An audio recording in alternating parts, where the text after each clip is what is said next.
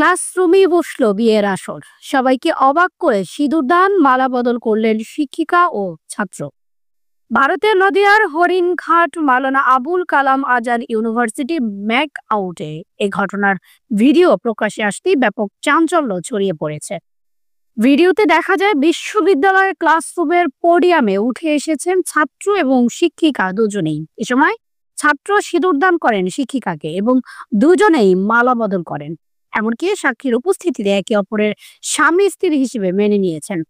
গোটা ঘটনার ভিডিও বিশ্ববিদ্যালয় কর্তৃপক্ষের হাতে এসেছে। যদিও এই শিক্ষিকা বিশ্ববিদ্যালয়ের কর্তৃপক্ষকে জানিয়েছেন তিনি যে বিভাগের প্রধান, বিয়ের আসরটি সেটির এই প্রজেক্টের অংশবিশেষ। তবে ভারতীয় গণমাধ্যম বলছে বিশ্ববিদ্যালয়টির শ্রেণীকক্ষে কনের সাজে সেজে দাঁড়িয়েছিলেন অধ্যাপিকা। তিনি আবার বিভাগীয় প্রধান, আর তার স্মৃতিতে সিঁদুর পরিয়ে দেন প্রথম বর্ষের এক ছাত্র।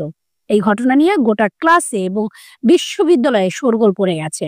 এই ঘটনার প্রমাণ হিসেবে কেউ কেউ ভিডিও করে সামাজিক মাধ্যমে ছেড়ে দিয়েছেন। সেই ভিডিও সোশ্যাল মিডিয়ায় ছড়িয়ে পড়তেই ভারত জুড়ে সমালোচনার ঝড় বয়ে যাচ্ছে। এরই মধ্যে ঘটনার ভিডিও ভাইরাল হতেই তদন্ত কমিটি গঠন করা হয়েছে।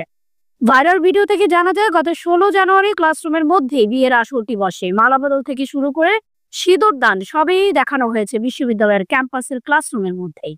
বিশ্ববিদ্যালয়ের বিয়ের আসর ঘিরে প্রশ্ন উঠতে শুরু করেছে, যদিও বিশ্ববিদ্যালয় কর্তৃপক্ষ এ ব্যাপারে মুখ খুলতে নারাজ। ঘটনার কথা জানাজানি হতেই ওই বিভাগীয় প্রধানকে ছুটিতে পাঠানো হয়েছে। এদিকে প্রথম বর্ষের সেই পড়ুয়ারও খোঁজ মিলছে না। এ নিয়ে সহপাঠীরা মুখে কুলু পেটেছেন।